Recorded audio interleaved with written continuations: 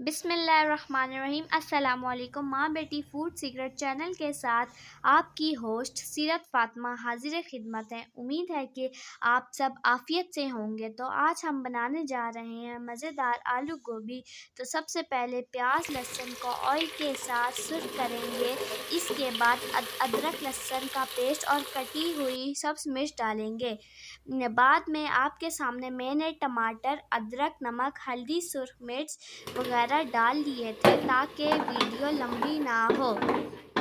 اب جب کہ پیاز اچھی طرح سرخ ہو چکا ہو تو اس میں ٹماٹر، ہلدی پاؤڈر، سرخ مرچ اور نمک ڈال کر کچھ دیر کے لیے چھوڑ دیں گے تاکہ ٹماٹر گل سکے، اور ساتھ ہی پھول گوبھی آلو ڈال کر اچھی طرح سبزی اور مسالے کو مکس کریں گے اور 1 کپ پانی ڈال کر 20 منٹ کے لیے ہلکی آنچ پر پکائیں گے۔